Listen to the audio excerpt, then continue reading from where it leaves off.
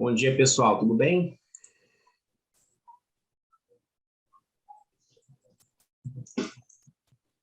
Bom dia, Alisson. Vamos lá iniciar nossa aula aqui, reta final aqui.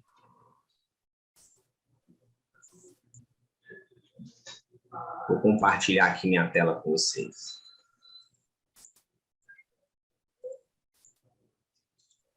Todo mundo tá vendo?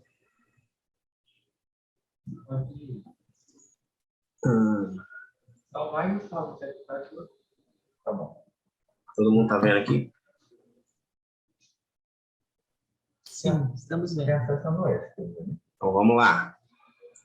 Pessoal, então hoje nós vamos falar, dando continuidade ao tópico apreciação legislativa. Gente, antes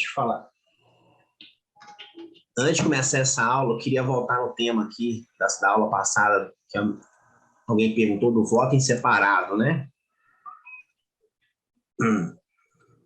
Alguém falou que na comissão é votado o voto separado. Eu fiz uma pesquisa aqui. Quem que perguntou mesmo? Tá aí a pessoa que perguntou? Fui eu, professor. Foi você? Fernanda. Fernanda, então. Eu fiz uma busca, tá, Fernanda? O regimento só tem o voto em separado, só é mencionado nesses dois dispositivos aqui. Mas eu fiz uma busca no histórico de questões, no banco de questões de ordem na Câmara, e também conversei, né, com quem tem mais pessoal da minha liderança que trabalha em comissões há mais tempo. Eu encontrei duas questões de ordens aqui que pode clarear, tá? Uma mais antiga, de 95, e que também bate, né, com que o pessoal, com que eu discuti com o pessoal, os assessores de comissão da minha liderança, tá? Porque o voto em separado, de fato, não é proposição, né? Ele é uma declaração de voto. Mas o que se diz que, às vezes, o voto em separado foi a voto? O que acontece? Essa questão de ordem que esclarece um pouco. Né? Rejeitado o parecer do relator, como eu disse para vocês, quando o parecer do relator é rejeitado, o que acontece? O presidente designa um novo relator para dar o parecer do vencido. Né? Só que esse parecer do vencido, esse novo relator, eventualmente pode ser um autor de voto em separado. E aí, esse autor de voto em separado pode oferecer o conteúdo de seu voto em separado como um novo parecer. E aí se vota esse novo parecer. E uma vez aprovado, ele se torna o parecer da comissão. E aí se diz que se votou o voto em separado. Só que, na verdade, se votou um voto em separado. Se votou o conteúdo, o voto separado, na forma do parecer do relator. E aí a questão de ordem diz aqui, rejeitado o parecer do relator, não há obrigatoriedade de serem colocados em votação os votos em separado ou apresentados, devendo, contudo, o presidente indicar membro para redigir o parecer vencedor, podendo essa indicação recair eventualmente sobre o autor de voto em separado ou ainda adotar texto apresentado no bojo de voto em separado com o parecer vencedor, caso considere que consubstancia fielmente a decisão do colegiado. Então, é isso que acontece. Não é muito comum, mas o que acontece. O que se diz, né, informalmente, que se votou o voto em separado. Mas, na realidade, o que foi votado foi um novo parecer, né, que era o conteúdo, eventualmente, de um voto em separado que foi apresentado. Tá certo? Então, isso pode acontecer. E outro caso que eu encontrei também foi da questão de ordem 422 de 2014, que pode ser incorporado no texto do relator por acordo, o conteúdo de voto separado. Foi o caso que aconteceu na Comissão de Minas e Energia, tinha o voto em separado, na discussão entendeu-se que era meritoso o texto que foi apresentado como voto em separado e o relator acatou o texto. Mas aí foi um acordo, né? Não foi um destaque no que se fez, daquele voto em separado, ele foi por acordo. Então, são essas duas ocasiões. Ele pode ser acatado, pode ser incorporado no texto, pode. Por acordo, tem esse precedente que eu disse para vocês. Né? Além, é claro, do autor de voto separado ser designado relator do vencido e aí oferecer o conteúdo do seu voto separado como parecer. E aí, nesse caso, se diz que está sendo votado um voto em separado. Né? Só que é como eu disse para vocês, não é o voto em separado que está sendo votado, é o conteúdo daquele voto separado que está sendo oferecido como um novo parecer, porque o parecer do relator não foi o vencedor, não foi aprovado, foi rejeitado. Tá certo? Certo, entendido. Esclarecido? Sim, obrigada. É nesse caso que você vota o parecer do relator na sua comissão também? Ou você já viu um caso diferente sendo votado?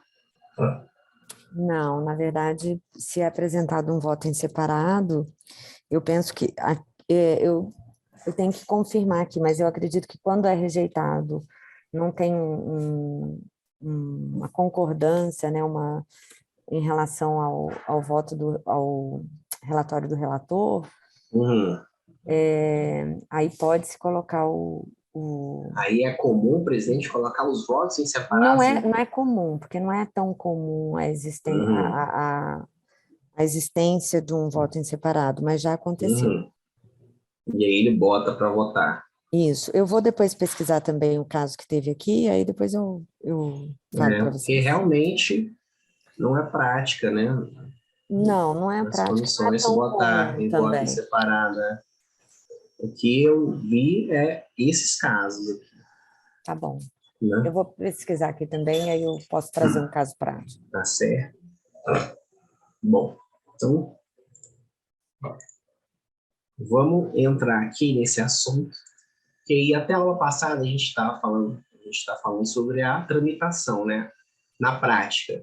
A gente falou da etapa de discussão, né? Que a matéria chega no plenário, se não tiver o parecer das comissões, é designado um relator para dar parecer pelas comissões que estão lá no despacho da presidência. Esse relator oferece seu parecer, publicado, e aí, ou nesse caso, ou se a proposição já chega com os pareceres, ela entra em discussão, o presidente inicia a discussão, os deputados que estavam inscritos usam a palavra, cada um na maioria dos projetos, a prática aqui usam por 3 minutos, porque quase todos os projetos estão em regime de urgência, tá? Apesar do regimento, texto regimental lá no artigo 174 fala que a regra é por 5 minutos, mas é outro caso que a regra é a exceção. A regra do regimento, na prática, é a exceção. Quase sempre é por 3 minutos. Depois de se esgotar o número de inscritos, ou após ter sido falado dos oradores, a discussão se encerra, ou porque acabou o número de oradores, ou porque se apresentou um requerimento para se encerrar a discussão e se aprovou esse requerimento. Após a discussão, acontece o parecer às emendas de plenário, porque durante a discussão, a discussão é a fase em que podem ser apresentadas emendas de plenário, tá, nos projetos. A gente viu também que, em caso de proposta de emenda à Constituição, não cabe emenda de plenário, tá? E após o parecer às emendas de plenário, como o relator pode apresentar novo texto, se já há um substitutivo, ele apresenta na forma de uma subemenda substitutiva, e após isso acontecer, a gente entra na fase de votação. Aí nós vamos continuar a partir de agora. Lá no artigo 180 do regimento, diz o seguinte: cada turno de deliberação é composto de discussão e votação. Votação completa o turno regimental da discussão. Então, com duas fases distintas, tá? Mas do mesmo turno. Quase todas as matérias são votadas em turno único, com exceção das PECs, as propostas de emenda à Constituição. O regimento ainda prevê que os projetos de lei complementar, se não estiverem em regime de urgência, podem ser votados em 2 turnos, devem ser votados em 2 turnos. Só que eles sempre estão em regime de urgência, então sempre são votados em turno único. A não se chegar um projeto de lei complementar no plenário que não esteja em regime de urgência, vão aprovar a urgência para ele, para si evitar ter que votar em 2 turnos. Ok? E aí, continuando o texto regimental, a votação ocorrerá imediatamente após a discussão, se houver número e tempo hábil para deliberar, e após o parecer das comissões sobre as emendas de plenário, se a proposição houver sido emendada durante a discussão, como eu já disse para vocês. Se houver emendas, antes de votar, tem que haver o parecer das emendas de plenário. Na prática, quase sempre é após a discussão. Acabou a discussão, tem o parecer, depois passa-se a votação. Pode ser que não aconteça? Pode. É comum? Não é, mas acontece de vez em quando, principalmente quando as matérias são polêmicas, tá? Pode acontecer, o presidente fazer um acordo, vamos encerrar a discussão nessa sessão, vamos deixar a votação para a próxima sessão, ou para a próxima semana. Pode acontecer, tá certo? Recentemente, eu vi acontecendo isso, deixa eu ver se eu lembro aqui qual projeto que se votou. Eu acho que foi o projeto da privatização da Eletrobras, se não me engano, que se votou. E também teve a PEC da Previdência, se não me engano. Terminou a discussão, se acordou, não vamos discutir, vamos encerrar a discussão na próxima sessão. Veja bem, por quê? Porque a discussão é o período de emendamento. Então, se acordou o seguinte, vamos discutir essa sessão, aí todo mundo vai falar, todo mundo que está inscrito, porque o projeto é polêmico, então a gente acordou-se que todos os inscritos falariam, e aí não se encerrou a sessão, e aí na sessão seguinte, o dia seguinte, o presidente abriu, encerrou a discussão e passou a aparecer as emendas de plenário, e depois foi votar o projeto. Pode acontecer, tá? Bom, regras de votação. O deputado registrará o voto sim ou não, conforme for favorável ou contrário à matéria. Além disso, ele pode registrar a abstenção. Tá? Então, ele pode votar sim, não ou abstenção. Todos esses votos contam para efeito de quórum regimental. Ok? É o quórum lá o quórum constitucional, né? Tem que todos os projetos ser votados por maioria simples, presente a maioria absoluta. Se o deputado votou abstenção, o voto dele conta para efeito de quórum, tá certo? Havendo empate na votação ostensiva, e a votação ostensiva, a votação aberta, né? Quase todas são, cabe ao presidente desempatá-la, ok? Então, se por acaso, raríssimo acontecer isso, muito difícil acontecer, mas se der uma votação 185 sim, 185 não, como é que vai terminar essa votação? O presidente desempata. Por quê? Porque o presidente da Câmara, ele não vota, o voto dele não é computado, ok? Ele é o primeiro a votar, mas quando aparece o resultado no painel, aparece lá, artigo 17, é o voto do presidente. Sim, número de votos, não, número de votos, abstenção, número de votos, obstrução, número de votos. O voto do presidente só conta para efeito de quórum, ok?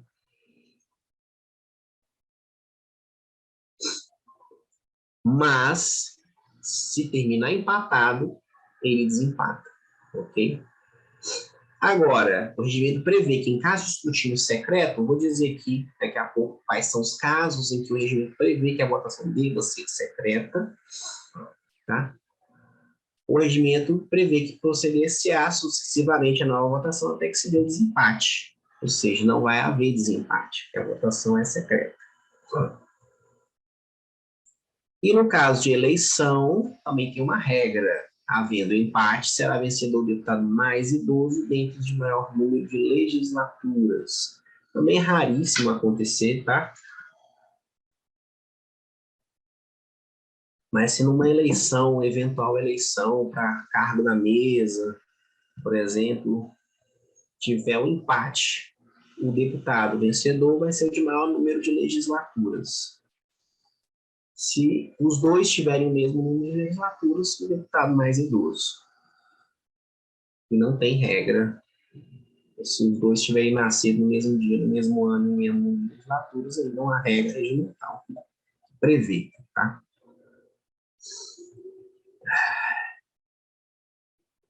Tem mais algumas regras de votação. Por exemplo, o deputado pode dar-se por impedido, caso de votação tratasse de causa própria ou de assunto de interesse individual. Nesse caso, ele pode fazer comunicação à mesa e o voto vai ser considerado em branco, prefeito de quórum. Isso aqui também eu nunca vi acontecer, porque, evidentemente, quando o interesse é dele, aí que ele quer votar mesmo. Não vai se dar por impedido, tá? E no caso de deliberação sobre a aplicação de sanção disciplinar, né, por conduta tentatória incompatível com o decoro parlamentar, é vedado o acolhimento do voto do deputado representado. Tá? Se estão votando a perda de mandato do deputado, o deputado que está sendo acusado, ele não pode votar. Tá? É vedado o acolhimento do voto desse deputado. Já teve votação anulada porque esse deputado votou. Já teve. Não sei se vocês lembram, eu acho que era a votação da perda de mandato do deputado Natan Donadon, isso em 2014, que aí ele votou, aí a votação foi até favorável a ele, só que anulou-se porque ele tinha votado, e aí, quando repetiu, ele perdeu.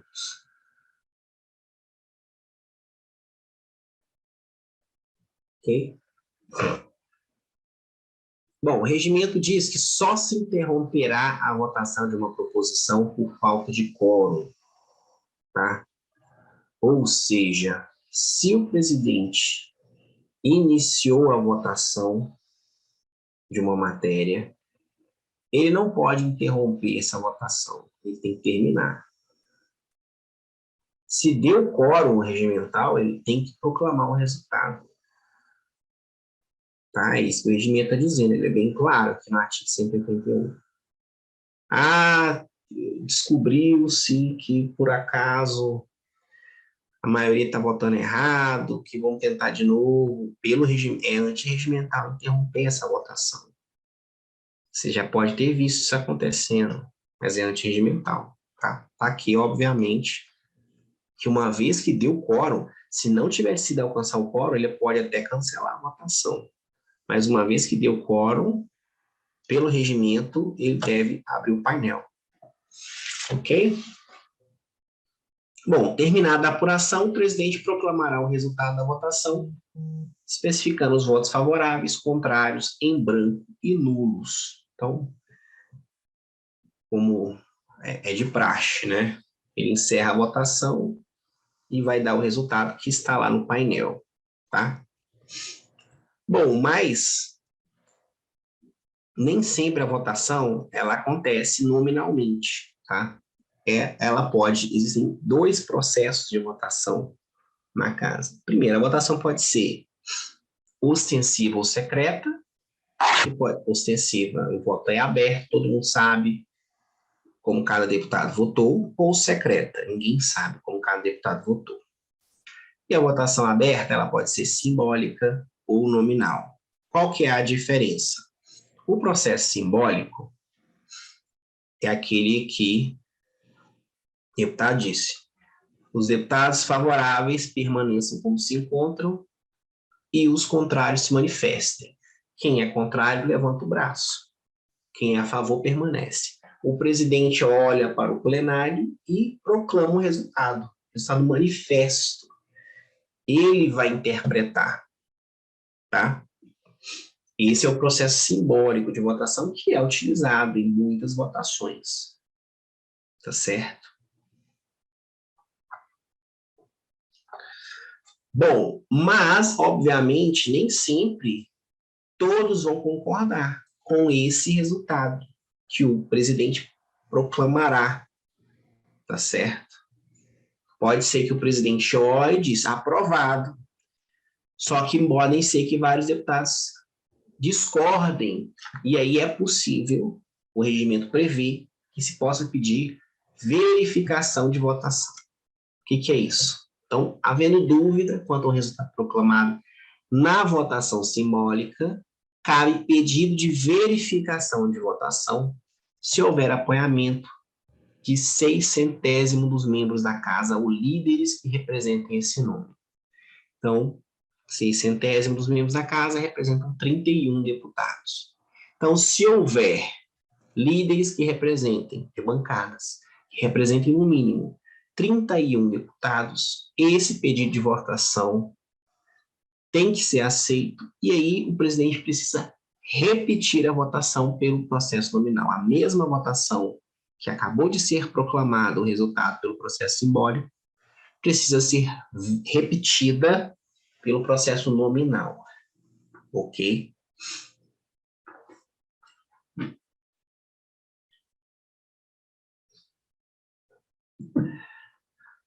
O regimento prevê que, havendo-se procedido a uma verificação de votação, antes do decurso de 1 hora da proclamação do resultado, só será permitida nova verificação por deliberação do plenário, a requerimento de 1/10 dos deputados ou de líderes que representem esse número. O que é isso? O regimento diz o seguinte: foi pedida uma verificação de votação, proclamou o resultado. Durante o período de 1 hora, vai haver um interstício em que não é possível se pedir nova verificação de votação. Só após 1 hora será possível pedir novamente. Mas esse interstício pode ser quebrado se for apresentado um requerimento assinado por 1/10 dos membros da casa, ou líderes que representam esse número, e esse requerimento for aprovado. É o requerimento de quebra de interstício. Tá? Isso era muito comum acontecer até a última reforma do regimento. Tá? Porque até a última reforma do regimento, era muito mais comum haver votações simbólicas e uma ferramenta de se obstruir os trabalhos, se atrasar os trabalhos, era pedir verificação. E logo após a verificação, antes da próxima votação, já tinha lá um requerimento de quebra de interstício para se votar novamente. Ok? E isso atrasava os trabalhos. E era uma ferramenta de obstrução comum. Hoje, quase não se verifica, por conta de algumas modificações que aconteceram na última resolução. Duas principais. Primeiro, hoje é possível iniciar-se a votação logo, sem que todos os líderes tenham orientado. Já é possível iniciar a votação nominal. Então, é muito mais prático o presidente, caso alguém queira verificar, ele nem espera todas as orientações para fazer o processo simbólico. O primeiro partido orientou, ele já abre o painel para ter a votação nominal. E aí, quando todo mundo terminar de orientar, ele já deu o quórum, quase sempre, tá certo? E antes não era possível. Antes de 2021, tinha que se esperar todas as bancadas orientarem para aí, então, iniciar o processo de votação. Então, antes era muito mais comum o processo ser simbólico e, se alguém discordar, pedir verificação e depois ter quebra de interstício, por aí vai. Hoje é muito mais rápido o presidente dar de ofício a nominal, porque hoje ele pode abrir a votação no início da orientação. Como tem mais de 20 bancadas para orientar, onde cada uma tem 1 minuto para orientar, em 20 minutos é tempo mais do que suficiente para dar o quórum, certo?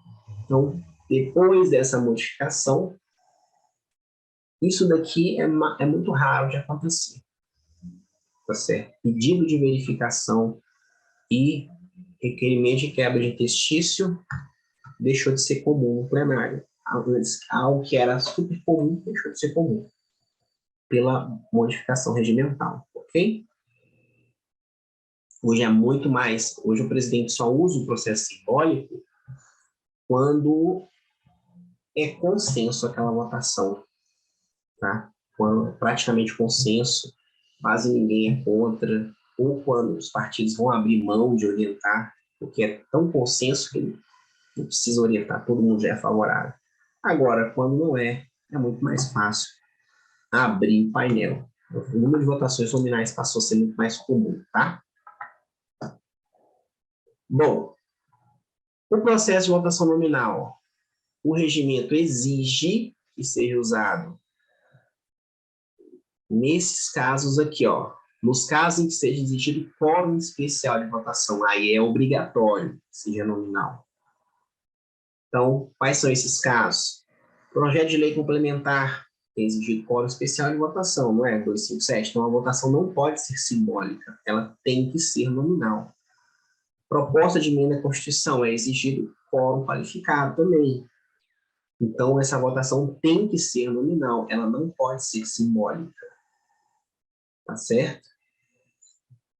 Por exemplo, esses são os casos mais comuns. Né? Então, se for exigido um quórum diferente do quórum de maioria simples, tá? Tem que ser nominal. Segundo caso, a juiz do presidente, quando o presidente quiser, que ele que escolhe, tá?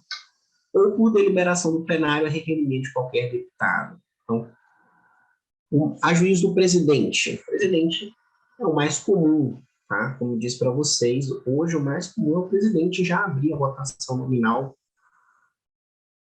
porque ele não precisa esperar terminar o processo de orientação e já abre, é mais fácil, tá?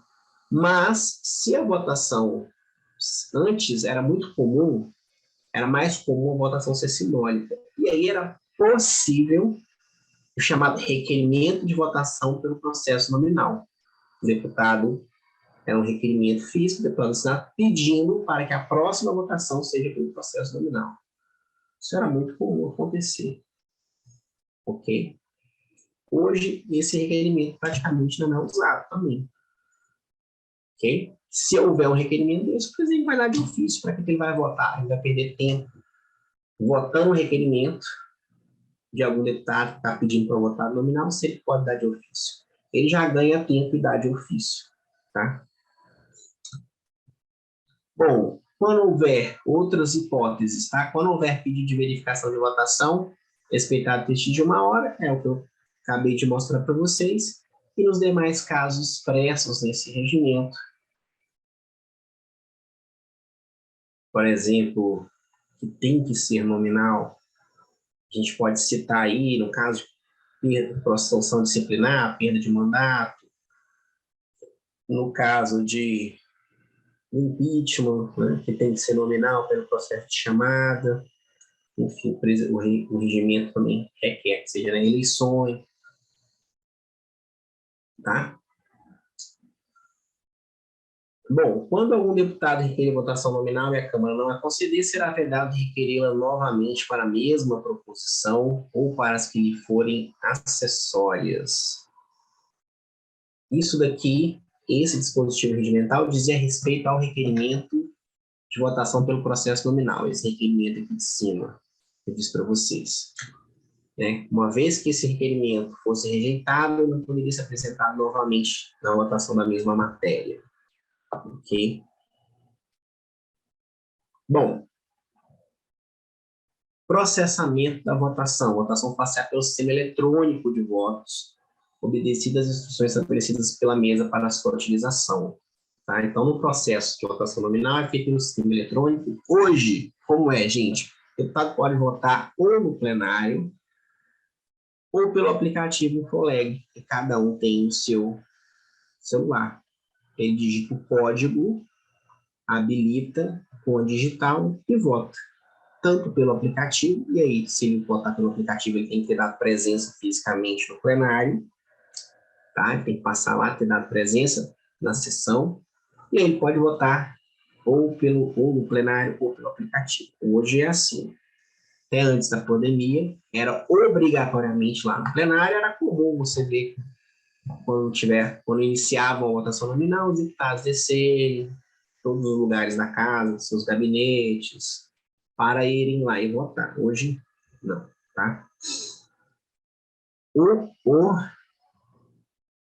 Nesse dispositivo também está previsto que quando o sistema eletrônico não estiver em condições de funcionamento, e nas hipóteses de que trata os artigos 217 e 218, que é o caso do impeachment, né, a votação nominal será feita pela chamada dos deputados, alternadamente do norte para o sul e vice-versa, observando-se essas regras aqui. Né? Os nomes serão anunciados em voz alta com os secretários, os deputados levantar-se suas cadeiras, responderão sim ou não, conforme a prova rejeita em matéria, e as abstenções também serão anotadas pelo secretário. É o caso o mais recente que aconteceu, foi no impeachment de 2016. A gente viu, de 2016 teve um, e depois teve outro em 2017, né?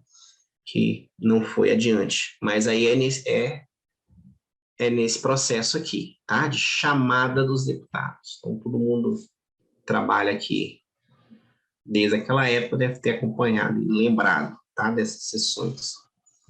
Os deputados são chamados do norte para o sul e vice-versa, faz uma lista, chama o estado do norte ou do sul, do norte ou do sul, segundo as capitais, né? Posição geográfica das capitais, e se procede-se a votação.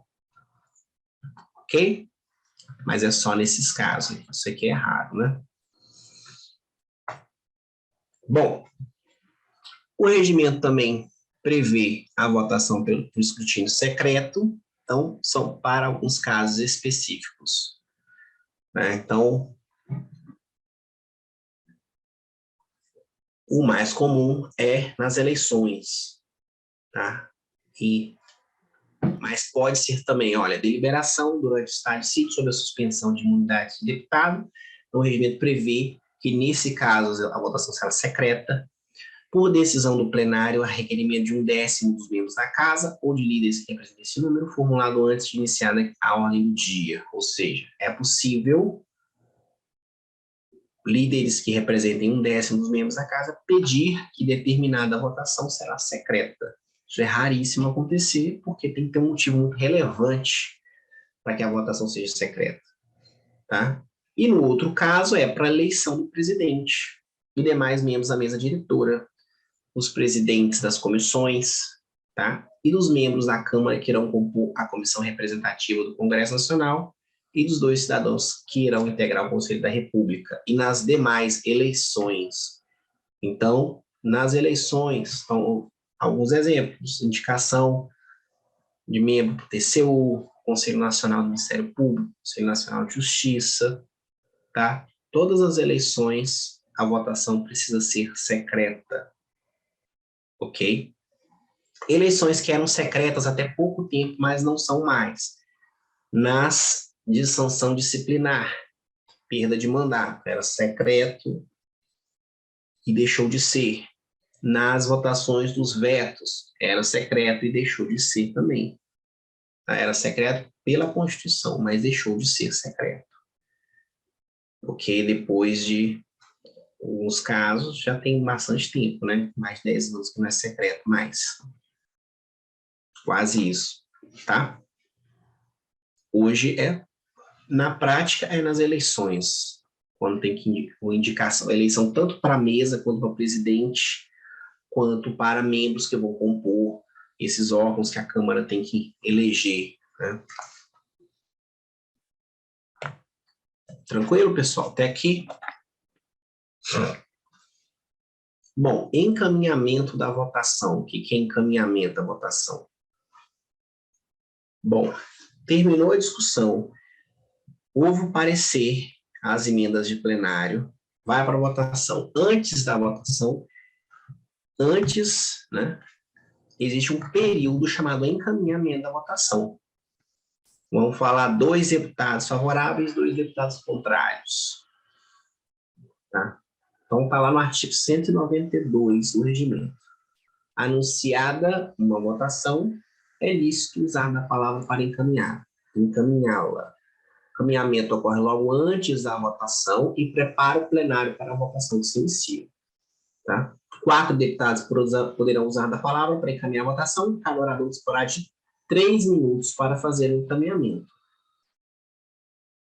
Ok? Dos 4 oradores, só poderá haver 2 a favor e 2 contrários, sendo assegurada a preferência em cada grupo, a autor e a relator. Então, é isso.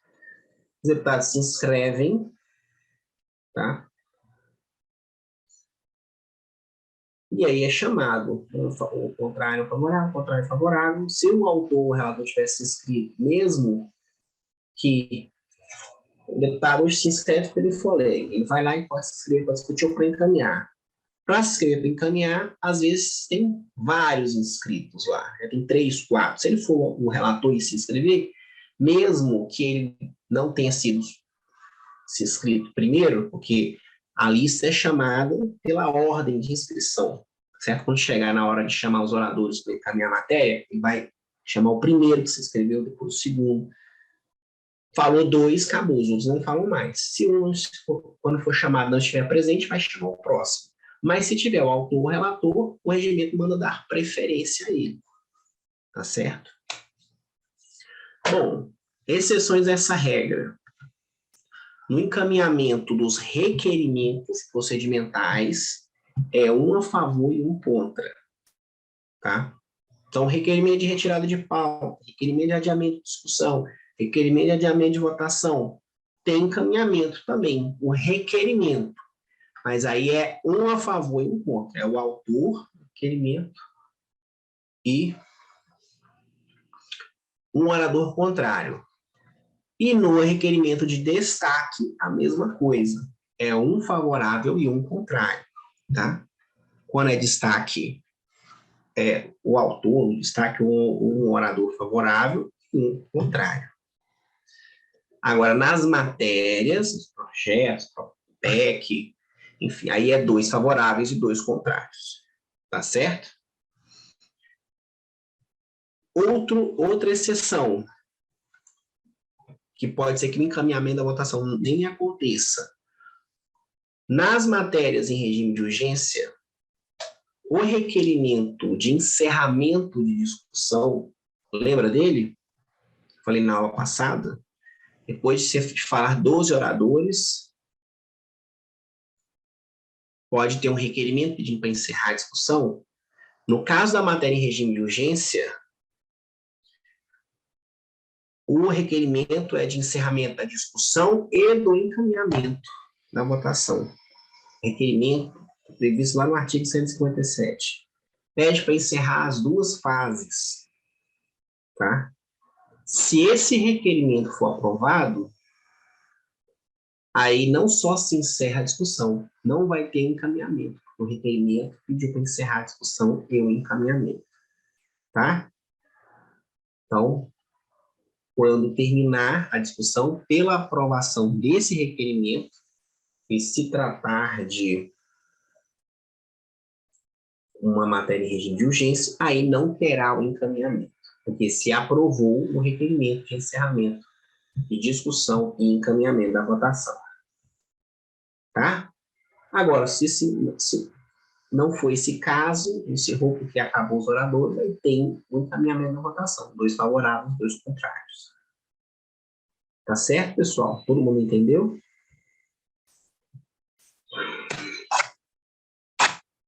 Então, esse é o encaminhamento da votação. É mais uma oportunidade do deputado falar, defender a matéria, ou tentar argumentar contrário a ela, tá?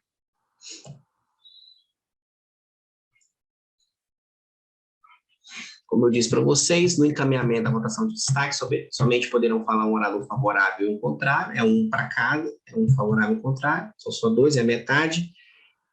Não terão encaminhamento de votação às eleições, ok? Nos requerimentos, quando cabível, limitado ao signatário e a um orador contrário, tá certo? Então, mais uma exceção aí, nas eleições não tem encaminhamento, tá? E aí, depois do encaminhamento de votação, existe ainda antes de votar a matéria, a orientação de bancada, tá? Então, além do encaminhamento da votação, cada líder poderá manifestar-se para orientar a sua bancada ou indicar deputado para fazê-lo em nome da liderança pelo tempo não excedente a 1 minuto. É a orientação. Cada bancada vai orientar, cada líder, o regimento fala líder ou deputado, na prática qualquer deputado da bancada pode orientar. Tem 1 minuto para fazer, ok? E aí o presidente chama da maior bancada, como orienta o PL, como orienta o PT, como orienta a União, vai chamar da maior bancada para a menor, depois de chamar todas, chama o líder do governo, chama o líder da minoria, líder da maioria, líder da oposição, e cada um tem 1 minuto. Essa orientação, ela... Ô, tá ouvindo? Sim, oi? Sim, falou aí. Essa orientação pode demorar até 20, 25 minutos, até 30 minutos, se todos os líderes que quiserem falar, ok? Agora, essa segunda parte aqui foi uma inovação recente. A orientação de bancada realizar-se-á sem prejuízo do início da votação nominal, como era até pouco tempo. Todos os líderes tinham que orientar a sua bancada e depois começava a votação. Hoje não, o presidente pode começar a votação e chamar os líderes para votar. Então, ganhou-se tempo aí, tá? O presidente inicia, aí ele diz lá, a presidência comunica aos senhores deputados que está em início o processo de votação nominal. Abre o painel e, como orienta o PL, ele vai orientando uma bancada a uma, tá? E a orientação e a votação já está acontecendo, ok? É assim que acontece hoje, tá? Mais comum. Por isso que eu disse para vocês, hoje é muito mais raro acontecer a votação pelo processo simbólico, porque para votar pelo processo simbólico, o presidente teria que esperar todos os bancados orientarem. Então, se ele não precisa esperar para iniciar o processo de votação nominal, já inicia. É muito mais comum hoje a votação ser nominal, tá? Por conta dessa última modificação do ano passado, Resolução 21 de 2021. Bom, o regimento prevê a possibilidade de se adiar, se pedir um adiamento da votação, tá certo? Deputado bancada que não concorda com a votação da matéria, ela tem esse instrumento para pedir que essa votação seja adiada. Tá? Na prática, é utilizado quase sempre pelas bancadas de oposição, mas também pode ser utilizada por uma bancada da base do governo que não concorde, okay, com a votação de uma matéria. Alguém levantou a mão aí? Levantei, professor. Pode perguntar. É porque só a respeito da votação nominal, não Sim. existe nada no regimento que preveja um tempo mínimo, né? Porque a gente já teve votação nominal aqui que durou 7 minutos, 5 minutos. Não tem. Não tem, né? Isso é de colocar na mesa mesmo. Se deu quórum, ele pode encerrar. É o presidente que manda nessa, que determina o final da votação. Tá bom, obrigado. Ele pode, se for matéria que ele sabe, quase sempre, se ele vê que tem ampla maioria e ele quer acelerar, assim que dá o quórum, ele encerra a votação. Mas se ele vê, entendeu? Tem maioria, você vai votar, deu 257, ele encerra. Mas se ele vê que é uma matéria que não tem tanta maioria assim, ou que tem quórum qualificado para aprovar, aí ele espera o máximo de tempo que dá. Tá certo? Ele não vai correr o risco de perder. Então ele espera mais tempo.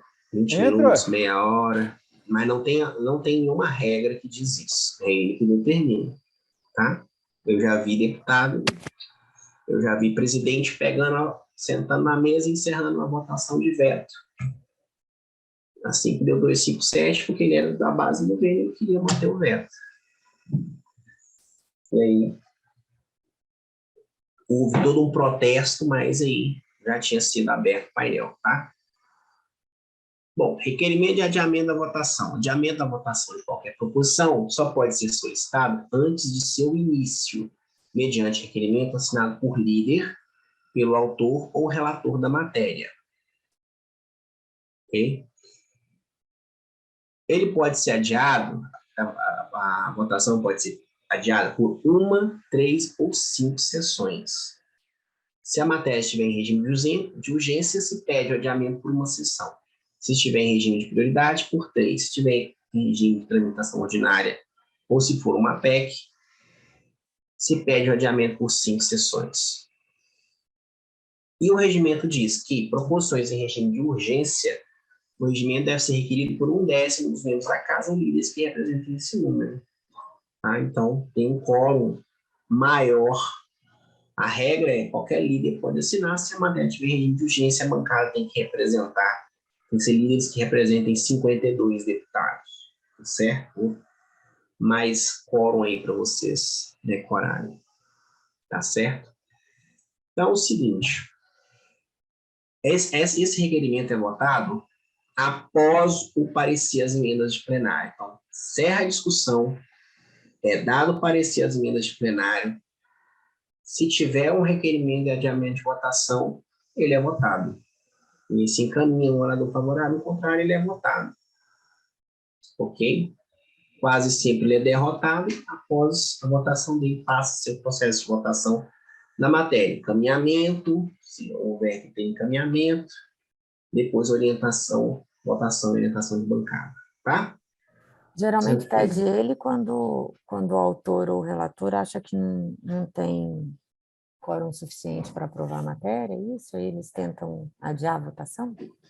Não, quase sempre é um requerimento que a oposição apresenta para atrasar o processo, quase sempre, tá? Quase sempre é uma bancada de oposição que apresenta o adiamento de votação. Porque esse adiamento também pode ser feito por acordo. Tá? Então, pelo autor ou relator da matéria é mais raro. O adiamento, você tem que entender que quase sempre a matéria, quando ela vai a voto, já existe um acordo, já existe uma maioria para aprová-la, tá? Ou pelo menos se entende que há. Tá? A matéria não vai a voto na dúvida, será que vai ganhar ou vai perder? Quase sempre se acredita que vai ganhar. Se acreditar que não existe maioria para aprovar, não se vota, se adia a votação. Isso pode ser feito de ofício por pedido do autor, do relator. Não precisa apresentar um requerimento para isso. Ele pode pedir para o presidente deixar para votar a matéria numa próxima sessão, a fim de se construir um consenso. Tá? Tá. Se você tiver assessorando o autor, o relator da matéria, você pode falar isso para ele. Você pode pedir ao presidente do microfone para deixar a votação para depois. E, às vezes, comum que o presidente deixe. Se é um pedido do autor da matéria, do relator da matéria, está falando que é possível construir um consenso maior, se adia. Tá? Agora, o requerimento em si existe, mas quase sempre ele é apresentado pela oposição, o que não está com a maioria. Tá? E assim, tá certo? É um instrumento de obstrução. Tá?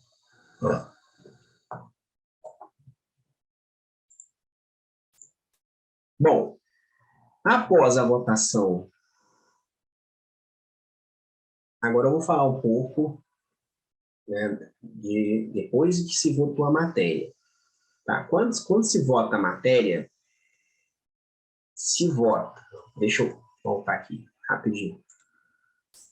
Como é que é o processamento? Veja bem. Se vota Se você tem uma subemenda substitutiva, se vota ela, tá? Ela vai a voto. E uma vez aprovada, ela prejudica os textos, os outros textos e as emendas, ressalvados os destaques. Se você não tem uma subemenda, se você tem um substitutivo e as emendas de plenário foram dadas todas parecer pela rejeição, vai votar o substitutivo e depois as emendas de plenário que parecem pela rejeição em globo, todas juntas, tá? E aí depois os destaques. Independentemente se votar essa subemenda ou se votar dessa forma, depois de votar o texto principal, é necessário se votar os destaques. O que são destaques? Como ter aqui, apesar de por sua natureza semelhar-se à emenda, o destaque é um tipo de requerimento em que se requer ou se determina a votação em separado de parte do texto substitutivo da proposição original, de texto de emenda ou de texto de projeto apensado. Quando há apresentação de destaques, os textos destacados são votados após a votação da matéria principal e, caso aprovados, integrarão o texto principal. Então, vou tentar fazer aqui, né, que não tem quadro aqui, mas é o seguinte: se o projeto tem artigo 1º,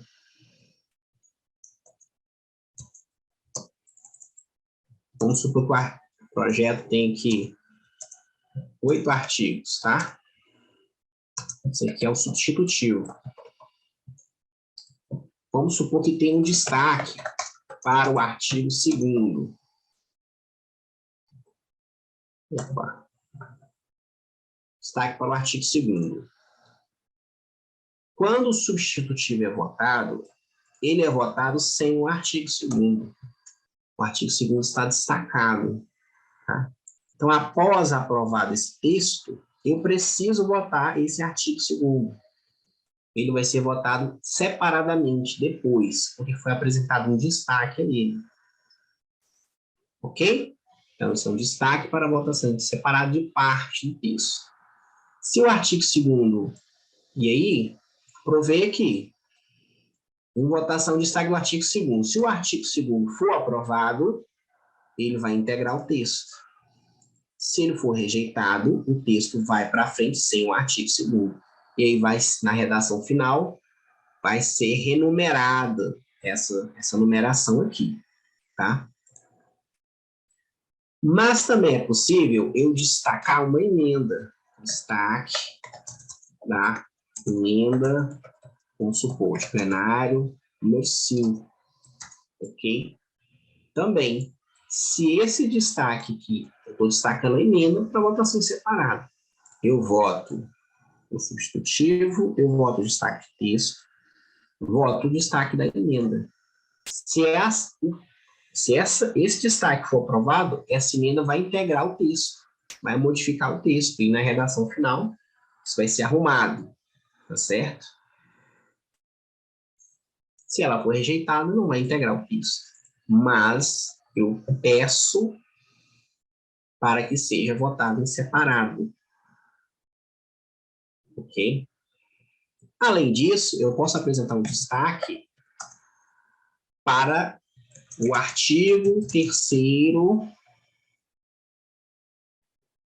do projeto apensado, tá? Eu também posso destacar a parte do projeto apensado, de um projeto que está apensado, cujo texto não se encontra aqui, tá? No substitutivo, mas eu quero que ele inclua no texto.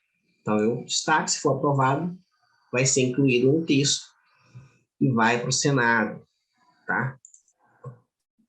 E, além disso, eu também posso destacar o artigo 3º do PL original.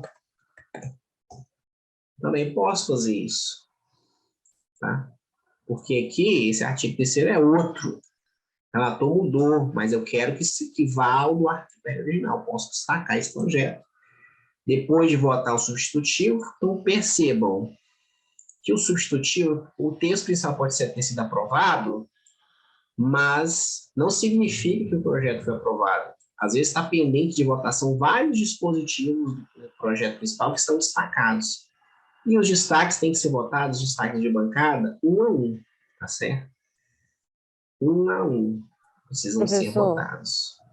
Mas aí não corre o risco de ficar meio coxa de retalhos, assim, porque se aprova o substitutivo e depois inclui alguns destaques, não pode acontecer de algum destaque contradizer um substitutivo. É isso que acontece, muitas vezes. Ou dar uma incoerência de Ele vai alterar, ele vai alterar. Se eu destaquei aqui um artigo 3º do projeto original e ele é uma versão diferente, ele modifica a mesma coisa que o artigo 3º substitutivo, mas de uma forma diferente, dando uma regra diferente, mas o plenário votou esse artigo 3º aqui diferente, resolveu aprová-lo, é esse artigo 3º que vai valer. Na redação final, isso vai ser organizado, e aí esse artigo 3º do PL original vai substituir o artigo 3º do substitutivo. Ah, tá. Muitas vezes acontece. Destaquei um parágrafo do artigo 2º, suprimir esse parágrafo. Ah, mas tinha um parágrafo 3º que fazia referência a ele. Bom, vai ficar fazendo referência a algo que não existe. Muitas vezes acontece. Tenta-se corrigir na redação final, mas nem sempre é possível, tá? Às vezes acontece.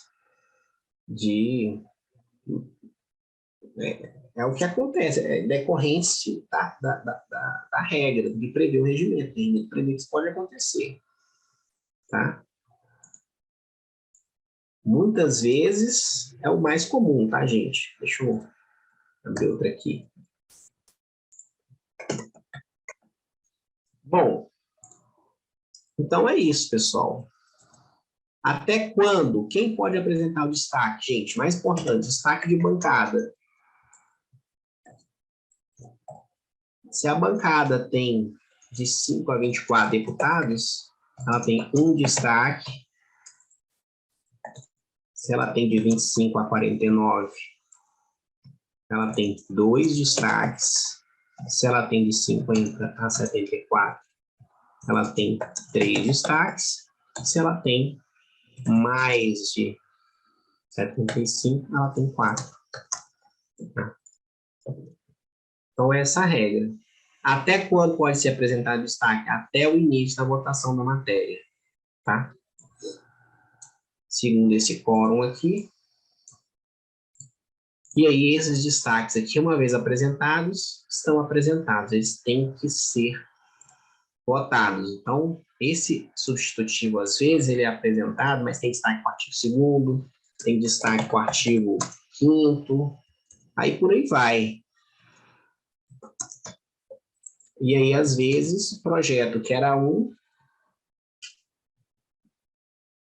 os destaques podem modificar bastante o projeto original. Ok? Você tem uma emenda que modifica determinado artigo, às vezes se destaca um capítulo inteiro do projeto, tá? Às vezes é muito comum da matéria ser aprovada, mas tem lá 10, 15 destaques apresentados e eles precisam ser votados um a um. É chamado um a um. Depois de apresentado, não pode retirar, então, pelo autor? Boa pergunta. Alguns casos podem ser retirados, outros não. Quando eu posso retirar o destaque? Esse aqui, ó, destaque da emenda de plenário, sim, eu posso retirar. Esse eu posso. Tá? Vou botar uma fonte. Assim. Esse aqui eu posso retirar. Agora, esse aqui... Sempre é o autor? É, o autor pode retirar o destaque. Tá? Esse aqui eu posso retirar. Agora, esse aqui, do artigo 2º, eu não posso. Por que que eu não posso retirar esse artigo? Nem esse.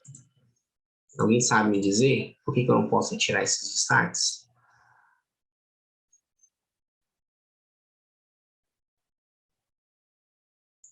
Porque é o seguinte, esse substitutivo aqui, esse texto aqui, quando ele vai a votos, se tiver um destaque para o artigo 2º e tiver um destaque para o artigo 5º, esses artigos não foram votados quando da votação do substitutivo. Eles não foram votados. O substitutivo foi aprovado sem eles, tá?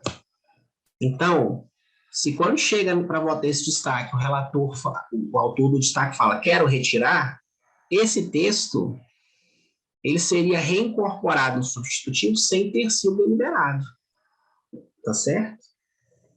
Assim como no artigo 5º. Eu não votei esse texto, então ele não pode integrar o substitutivo. Eu preciso votar esse destaque. Tá? Então, destaque do texto, a gente chama de destaque do substitutivo, do texto substitutivo, do texto da subemenda, que foi a voto, esse destaque aqui, ele não pode ser retirado. Ele só pode ser retirado antes de votar o substitutivo. Antes de votar a subemenda substitutiva. Antes de votar o texto principal. Aí eu posso retirar ele. Porque aí vai votar ele, aquele dispositivo vai ser votado junto com o texto principal. Agora, uma vez que eu aprovei o substitutivo, sem o artigo 2º e sem o artigo 5º, porque os dois estavam destacados, aí eu não posso, o autor não pode retirar. Ele pode ir na tribuna e falar que queria retirar, mas pede o voto contrário ao destaque para manter o texto. Mas aí esse destaque vai ter que ser deliberado, obrigatoriamente. Entenderam? Entenderam a lógica? Mais importante, você entender a lógica. Por que não pode retirar? Porque senão uma parte do texto que não foi deliberada pelo plenário seria aprovada. E não pode isso. A casa tem que deliberar sobre ele. Quando aquele dispositivo está destacado e a casa vota o substitutivo ou a subemenda, eu estou votando um texto sem os artigos que estão destacados. Tá? Ok, pessoal? Entenderam? Ninguém ficou com dúvida aqui? Agora, nesse caso aqui, de destaque de emenda, de destaque do texto do PL original, para incluir no texto, eu quero incluir coisas novas no texto, aí sim, aqui eu posso retirar, é possível. Mesmo depois de aprovado o substitutivo. Esse aqui também eu posso retirar. Esses dois aqui eu posso retirar. Tá? Tá certo? Então é isso.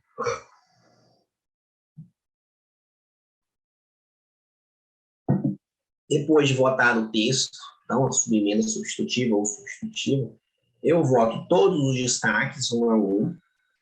Cada destaque tem encaminhamento, um favorável e um contrário. E aí eu voto. Após a votação de todos os destaques, vota-se, então, a redação final. Vota-se a redação final. Tá? Então, quais são as regras regimentais da redação final? Terminada a votação em primeiro turno, os projetos irão à Comissão de Constituição e Justiça e Cidadania para redigir o vencido. E nesse caso aqui, então, iriam à CCJ para redigir a redação final. Ultimada a fase da votação em turno único ou em segundo turno, conforme o caso, será a PEC ou o projeto, com as respectivas emendas, enviada à comissão competente para a redação final, na conformidade do vencido, com a apresentação, se necessário, de emendas de redação. É sempre a CCJ. Essa aqui é um setor da CCJ. Só que, na prática, essa redação final é construída no decorrer da votação da matéria e é votada logo após o último destaque. Não existe isso na redação final ir para a comissão e numa outra sessão voltar para ser votada. Não é assim, tá? Na prática, eles fazem na hora, ajustam na hora, vota-se essa redação final, logo depois de terminar de votar os destaques, vota-se a redação final, muitas vezes ela nem está pronta, mas se vota, E aí, o projeto é declarado aprovado. E aí, depois se faz as correções lá na Comissão de Constituição e Justiça. Tá certo? Ah, mas aí já votou, e se tiver que mudar, é assim, gente. Tá? É assim que acontece. Vota-se no final, assim que termina, e eles corrigem depois. Se tiver... O que tem que corrigir na redação final? Olha, tem que corrigir o artigo, o destaque retirou o artigo 2º, então o terceiro vai virar o 2º, e sucessivamente. Ah, o parágrafo foi suprimido, então tem que renumerar os parágrafos. E por aí vai, tá certo? Uma emenda foi incluída, ela vai virar qual artigo? Onde é que eu vou incluir esse artigo? Aí se inclui na ordem. Então, todas essas correções têm que ser feitas, ok?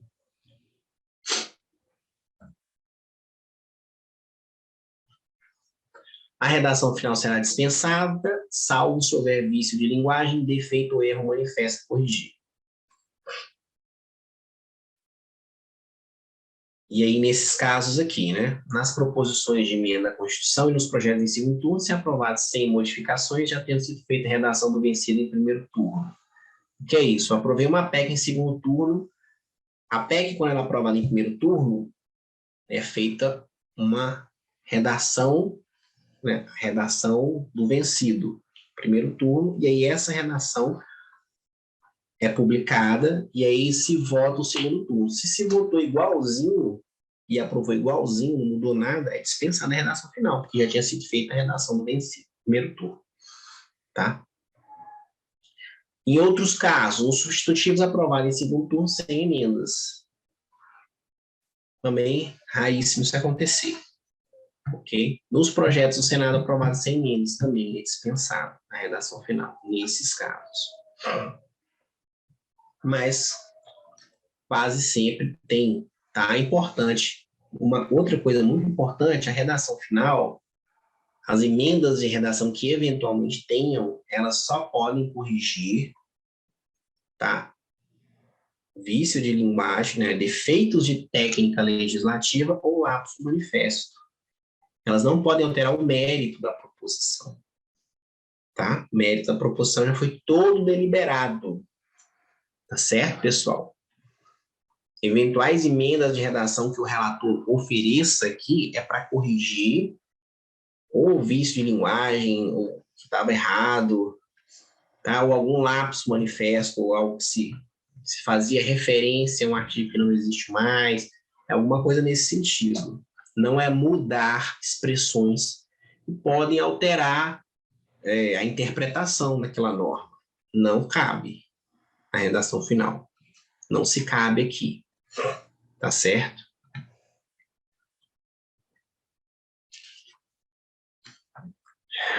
Muitas vezes, você pode ficar na dúvida, puxa, será que está mudando? Será que essa emenda de redação está alterando o mérito ou não? Ok? É comum, às vezes, vocês podem ver, mas a matéria veio do Senado para cá, se aprovou uma emenda de redação, mas ela mudava o mérito, mas se aprovou como emenda de redação. Por que fizeram isso? Bom, porque queriam mandar direto para a sanção. E aí se aprovou uma emenda de redação. Já aconteceu o contrário também, de chegar uma medida provisória no Senado, se aprovar uma emenda de redação, que não era bem de redação assim, que podia ficar na dúvida, e mandar direto para sanção sem precisar voltar a matéria na Câmara. Ok? Você pode ver isso acontecendo. Uma emenda de redação sendo aprovada, que não é tão de redação assim. Okay? Mas, pelo regimento, não pode mudar mérito, tá? Só para isso aqui. Tá certo? Bom, a proposição aprovada em definitivo pela Câmara ou por suas comissões será encaminhada em autógrafos à sanção, à promulgação ou ao Senado, conforme o caso, até a segunda sessão seguinte. Os autógrafos reproduzirão a redação final aprovada pelo plenário ou pela Comissão de Constituição e Justiça e Cidadania, se conclusiva, ou o texto do Senado não emendado. Tá? E as resoluções da Câmara serão promulgadas pelo presidente no prazo de 2 sessões após o recebimento dos autógrafos. Então, autógrafos é o documento que a Câmara encaminha ou para o Senado, ou para sanção, ou para promulgação, dependendo do caso, que contém o texto da redação final, que foi aprovado ou pelo plenário ou pela CCJ. Tá? O texto do Senado, se não for emendado. Então, se a matéria é conclusiva, quem que vai compilar a redação final e mandar os autógrafos? A CCJ, que é a última comissão que o projeto conclusivo tramita. Né?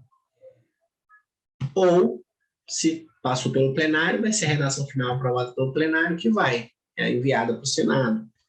Se a matéria veio do Senado e foi alterada sem modificações, vai para a presidência da República, esses autógrafos. Tá? Se foi alterada, volta para o Senado. Se for um projeto de decreto legislativo que veio do Senado, já é promulgado. Tá? E se é um projeto de resolução, o regimento, apesar de falar que serão promulgados no prazo de 2 sessões, na prática o que acontece é que o presidente já promulga logo após a aprovação, na própria sessão que se aprova.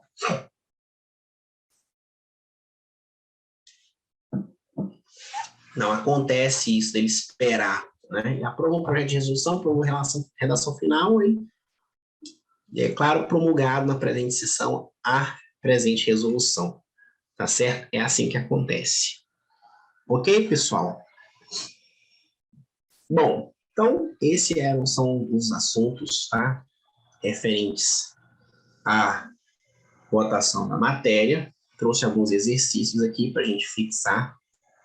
Alguém ficou com alguma dúvida aqui no processamento da votação?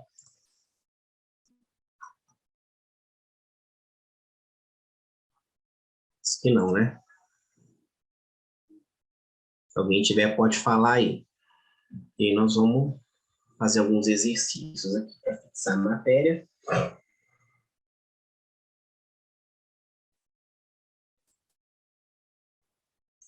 Então, vamos lá.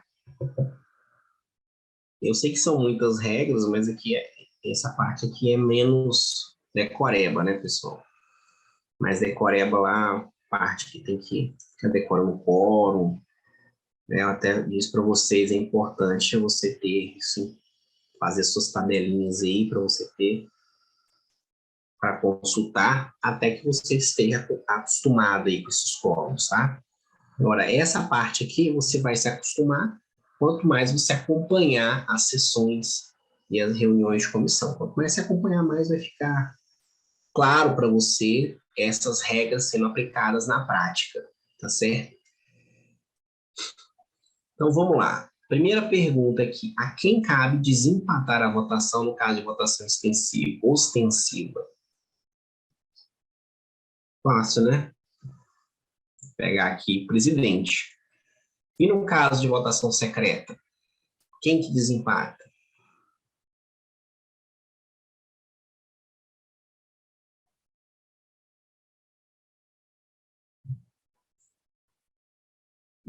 Presidente também?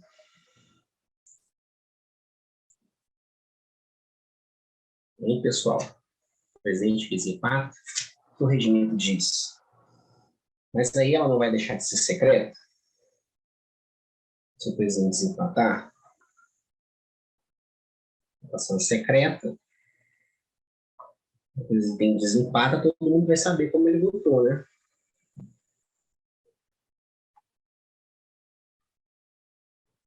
Então, o regimento diz que se a votação for secreta, tem que se proceder à nova votação.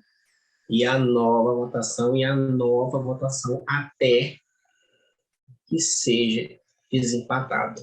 Ok? É isso que o regimento diz. E nas eleições? Como é o desempate?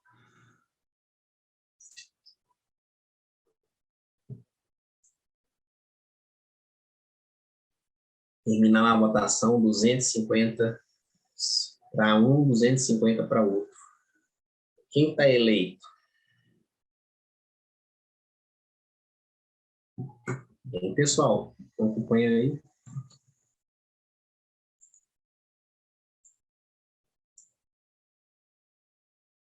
Quem está eleito? O presidente que estiver dirigindo os trabalhos, que desempata na eleição?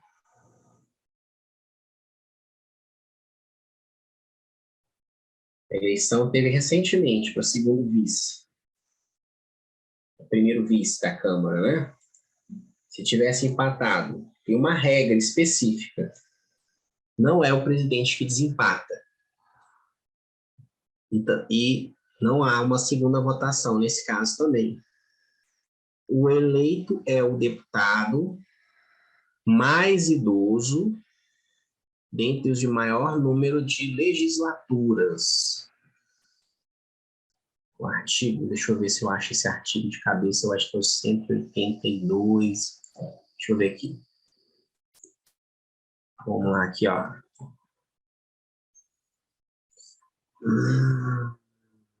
Vamos ver aqui.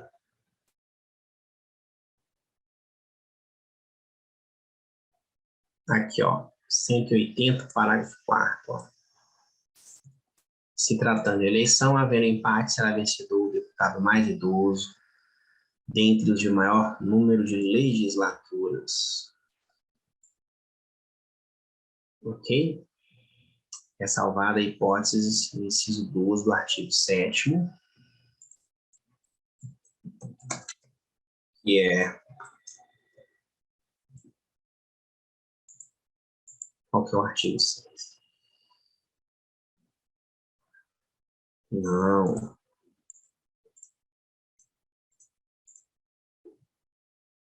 Aqui, ó. Não existe mais esse artigo. Sim.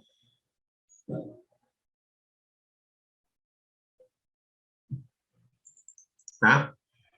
É o deputado mais idoso dentro de maior número de legislaturas.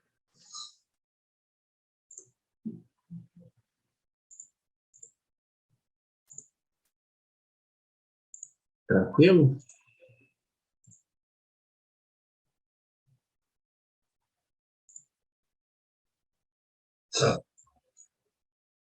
Então, existe essa regra. Muito raro acontecer, né, gente? Empatar uma votação. Qual a diferença entre a votação pelo processo simbólico e votação pelo processo nominal? Simbólico, gente, é aquela que o presidente diz. Os que aprovam permaneçam como se encontram. Os contrários se manifestam. E aí ele vai declarar o voto que ele interpretar ali. Ele vai olhar para o plenário e vai interpretar. O nominal não, cada um bota digital e vota e todo mundo sabe como cada um votou, tá? Hoje é mais comum o processo simbólico quando, eu disse para vocês, até pouco tempo, a regra era a votação simbólica, era o que mais tinha. A maioria eram simbólicas. E agora? Quando que acontece? Quando que é mais comum o processo ser simbólico?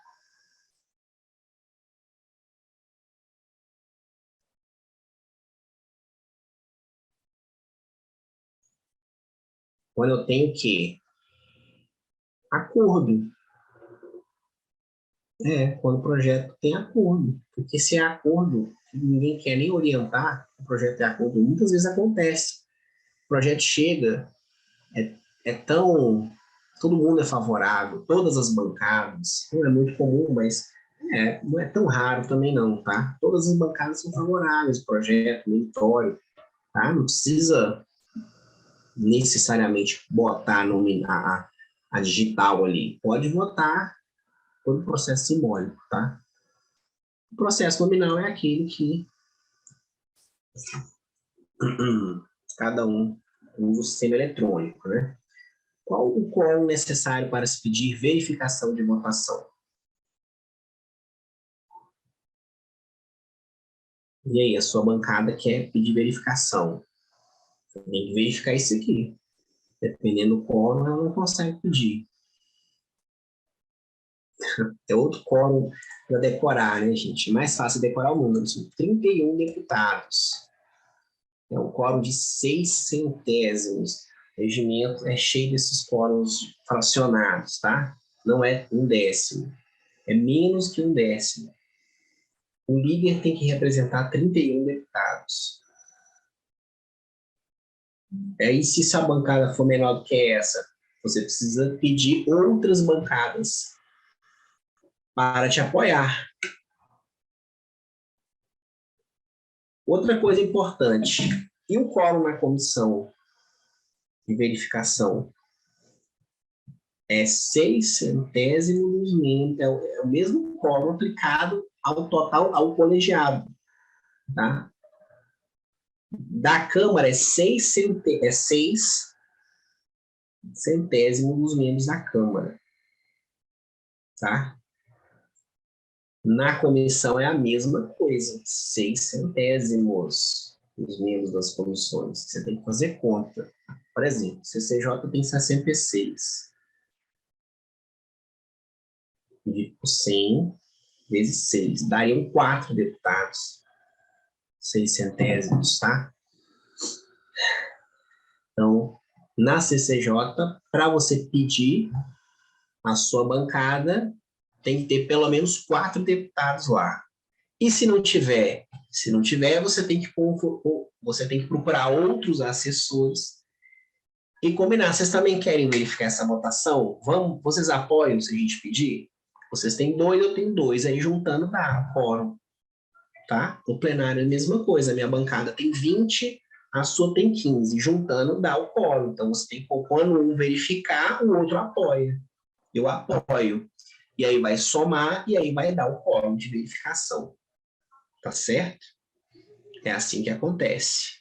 É assim que, quando a sua bancada não atinge esse quórum aí de 6/100, tá? 6/100.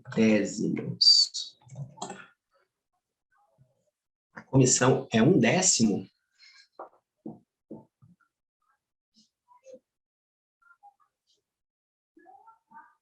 Sim, Pelo artigo,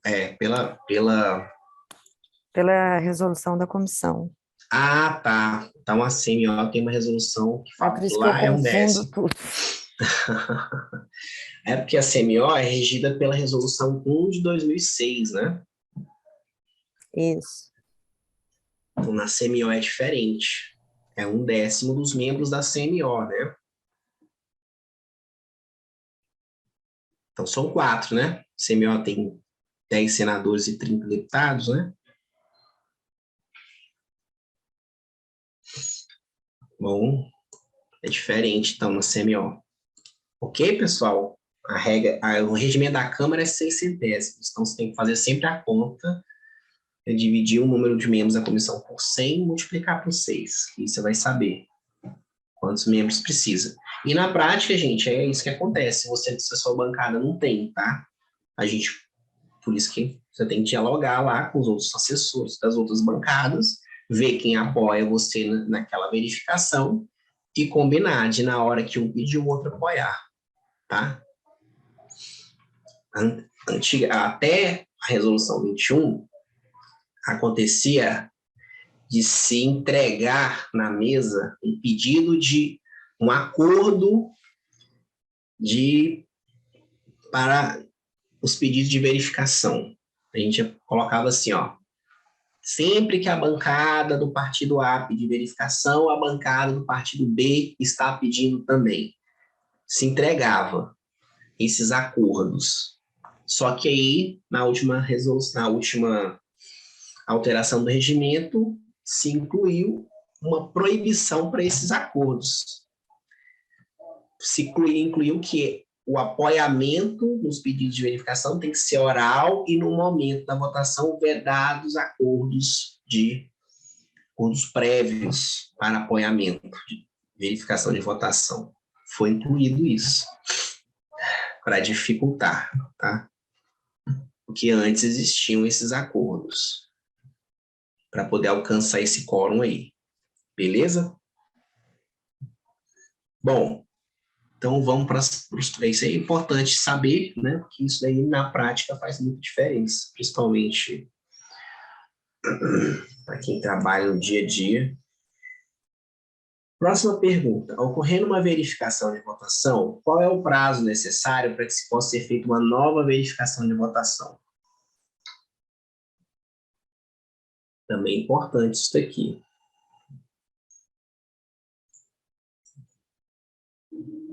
Tem interstício regimental. Eu pedi verificação. Isso daí, 1 hora. Tá? Proclamou o resultado dessa verificação de votação durante o período de 1 hora, eu não posso pedir. Tá? Então, tudo que se votar nessa outra 1 hora, pelo processo simbólico, eu não tenho nem como pedir para verificar, tá? Mas existe um requerimento para quebrar esse interstício, né? Existe um requerimento assinado por um décimo de direitos da casa e na comissão, por um décimo de direitos da comissão, pedindo quebra de interstício, para que possa ocorrer nova verificação de votação, antes de dar 1 hora. Tá bom? Cite 2 casos em que o processo de votação deve ser necessariamente nominal, pessoal.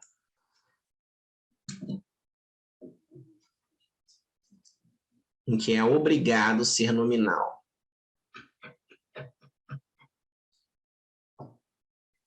PEC, né? Para o quórum qualificado. E qual outro? Lei complementar, isso daí. Isso mesmo. A juiz do presidente também pode ser, né? Cite 2 casos em que o processo de votação deve ocorrer com escrutínio secreto. Votação secreta. Ninguém sabe como votou. Como o deputado votou.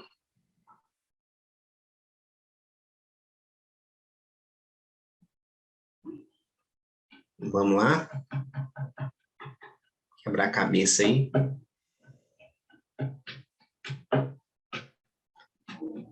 Quando que tem que ser secreta a votação? Nas eleições, isso mesmo. Cargos da mesa, presidente de comissões, todas as eleições. Ela tem que ser secreta. E mais um caso que tem que ser secreto. No caso de que vai se deliberar a suspensão das imunidades parlamentares no estado de sítio. Também é uma hipótese. E também pode ocorrer o impeachment. Não, o impeachment não é secreto, não. O impeachment é o mais aberto possível, né? Não só é ostensivo, como é o processo de chamar o deputado tem que ir no microfone e falar. É sim ou não. É mais aberta do que a votação pelo processo eletrônico. O cara só vota e não dá a cara. O impeachment, o cara tem que dar a cara a tapa, né? Tem que ir lá no microfone e falar, eu voto sim, eu voto não. O que vem a ser encaminhamento da votação e quanto tempo os deputados possuem para falar nessa fase?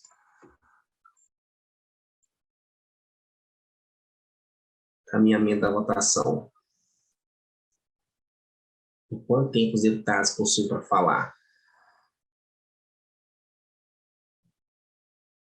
Encaminhamento é aquele período que antecede, depois da discussão, né? E os deputados usam da palavra 2 favoráveis, 2 contrários, para encaminhar a votação. É um período a mais que os deputados têm para falar antes de votar a matéria. E quanto tempo cada deputado tem para falar no encaminhamento?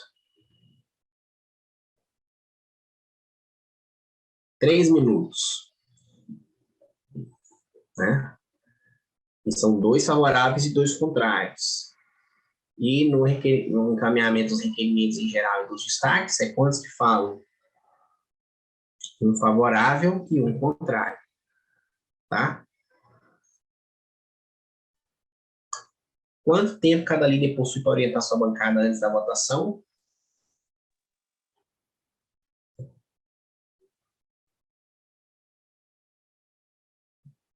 Tempo de orientação de bancada, pessoal. O líder vai te perguntar quanto tempo eu tenho para falar. 1 minuto. Isso mesmo.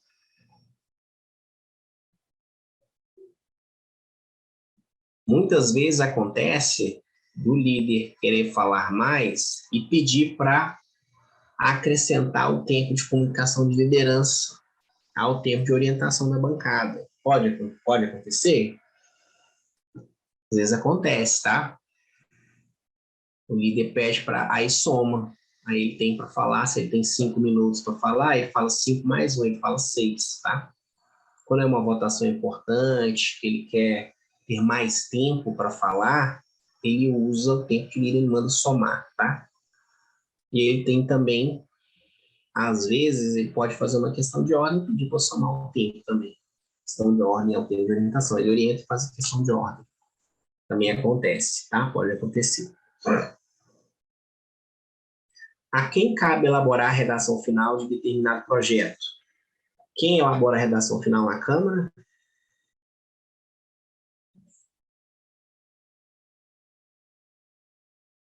CCJ. Isso mesmo. Ok? Cabe elaborar a redação do vencido de uma PEC após a aprovação em primeiro turno. Nesse caso aqui, é a comissão especial, tá? Não sei se eu falei, talvez tenha esquecido de falar. Caso da PEC, aprovada em primeiro turno, é a comissão especial, tá? E autógrafos, o que são autógrafos?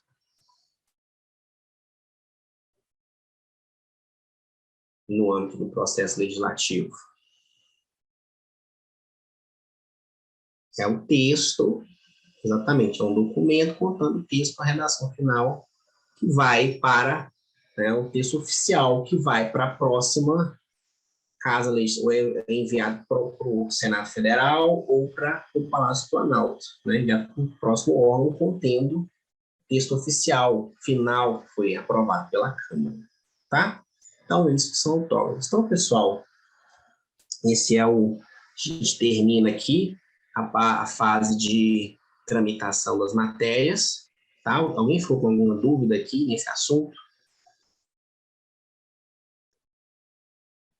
Então, na próxima aula, só faltam mais 2 aulas para a gente terminar o curso, eu vou falar sobre tramitação de medidas provisórias, tá?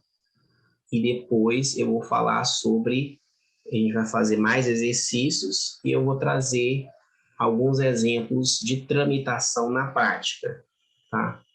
A gente ver, fixar melhor o que aconteceu, trazer um projeto, uma medida provisória, para a gente fixar, tá? A gente olhar a ficha de tramitação e fixar a matéria, porque realmente é muita regra e quanto mais você vê na prática, melhor, tá? Tranquilo, pessoal?